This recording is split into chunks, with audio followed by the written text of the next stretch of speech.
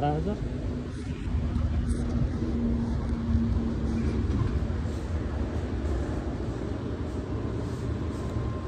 मग तुझ्या त्या मित्राने पण डिस्प्ले चेंज न करता नुसता फोन का नवीन घ्यायचा विचार केला? डिस्प्ले केवढा महाग. कोण मित्र माझा? ज्याने सांगितलं तुझा पण डिस्प्ले गेला.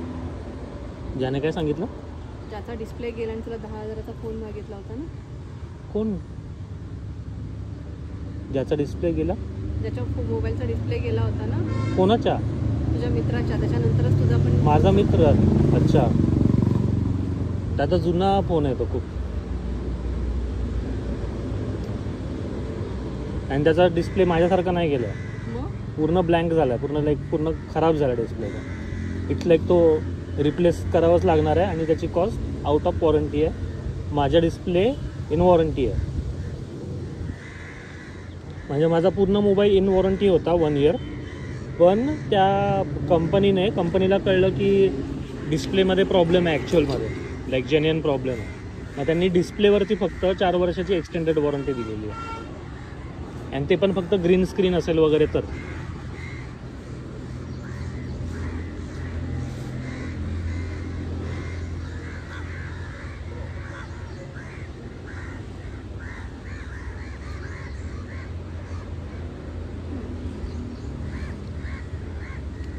मला तर असं वाटतं की प्रत्येक 2-2 वर्षामध्ये कोण ना कोण तर नवीन फोन घेते.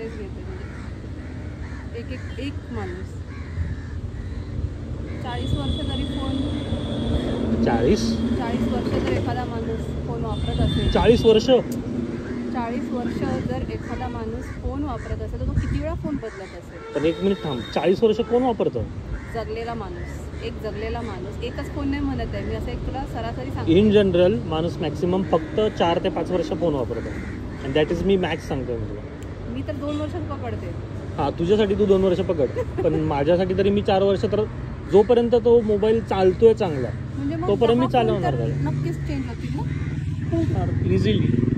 माणसं दरवर्षी चेंज करतात, कारण त्याचं नवीन व्हर्जन येतं म्हणून ते दरवर्षी चेंज करतात. नाही, मी खराब झाल्यावरतीच वार्ता करते.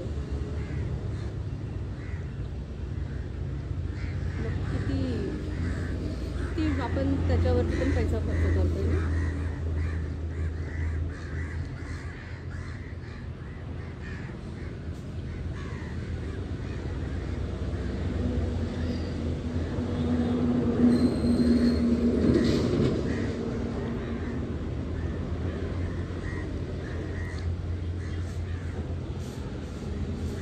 फोन घेतो, TV घेतो, काय नाही घेतो, वॉशिंग मशीन घेतो.